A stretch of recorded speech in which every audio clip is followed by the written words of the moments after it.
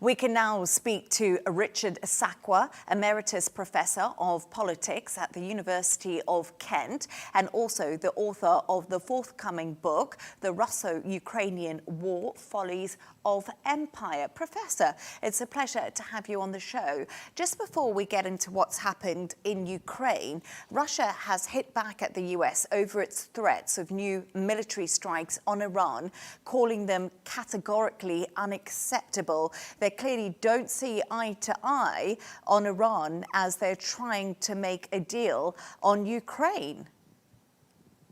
Absolutely. I think they don't see eye to eye on any question at the moment. Venezuela, there's a whole list of issues which suggests what earlier on, when Trump came to power earlier in 2025, that there'd be some fundamental reset, rapprochement between Russia and the United States.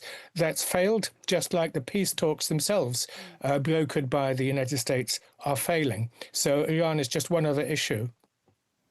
And Russian forces have launched the year's most intense wave of missile attacks on Ukraine.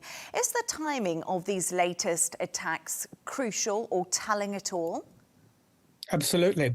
It suggests a new phase of the war.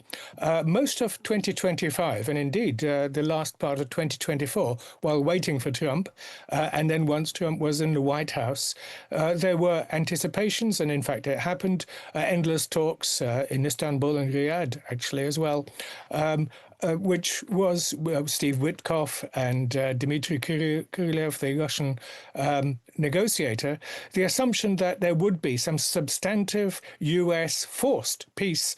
And by the end of last year, 2025, it was clear that this had failed. This escalation at the moment is a response to, well, what Russia would see a number of provocations. Just before the new year, if you remember, 91 drones were sent towards the Valdai residence of Putin in the Novgorod region, all shot down. And of course, much debate over what actually happened. But certainly, as far as Russia was concerned, this was a Ukrainian assassination attempt with U.S. support, because for logistical purposes, they have to have U.S. support. The second provocation from the Moscow's perspective was the seizing of the tanker. In the North Atlantic, and this was a huge thing in the Russian public sphere. This was an act of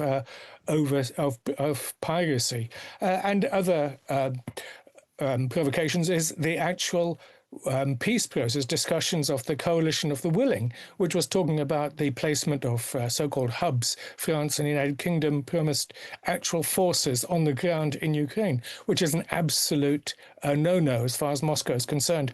So basically, the peace process is over. We're now into an intensification of the war. It seems to me, absolutely tragically, but that's where we are. And that's really interesting because it does lead me on to my next question. You said a new phase of war, the peace talks are over. But according to reports today, actually in the Financial Times, Ukraine's G7 allies are going to meet President Donald Trump at Davos. That's happening next week to seek his personal backing on security guarantees for Ukraine. You, of course, mentioned the UK and France there. Do you think this is something that Trump is seriously considering and could possibly even agree to, even though, of course, Russia doesn't appear to accept it?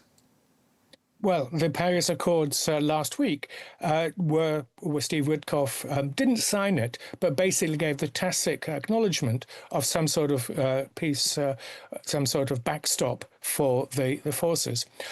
No, what's been happening the last few months, which has been much commented on in the Russian media, is that the West is talking to itself and, of course, Ukraine. So they would say, look, if you want negotiations, talk with us, because basically the Coalition of the Willing, and they're trying to get a peace, which is no peace, which is simply, it's as if Russia was losing the war. Well, as far as Moscow is concerned, it's winning the war. It's hard. And in fact, yesterday, Monday, the war in Ukraine is now longer than what the Russians call the Great Fatherland, the Great Patriotic War against Nazi Germany, over 1,000 days.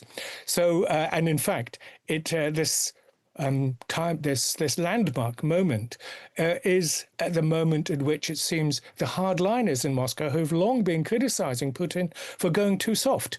So we're seeing an escalation of the war. The West can talk to itself as much as they like, as far as they're concerned, Davos or wherever. But this doesn't actually change the facts on the ground, is that Russia's advancing, Ukraine is running out of forces. We could see, of course, the West has many nasty things it could do in its armory. So, as I say, 2026 has been open to phenomenally dangerous. I believe we're now heading to an escalation. And of course, so far, we've had risk management managed from Washington. In other words, not to escalate to a nuclear exchange. There are those in Moscow who are saying we need some sort of nuclear exchange, or at least a hypersonic weapon. This, for the second time, it was used a few days ago against the gas storage facilities near Lviv. So it's quite clear that we're heading into a risk management which Washington is no longer observing, which it has so far restrained the Western European powers who seem to have a lack of strategic sense, is that this is a war that can escalate and escalate quickly into a nuclear confrontation.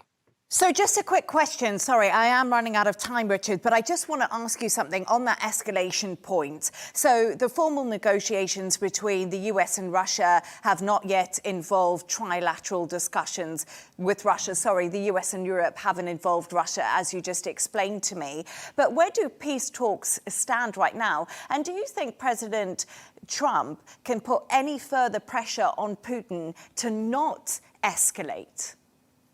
He can put a lot of pressure, but all the pressure will do is force an escalation. I think that this has been the lesson of the last few years.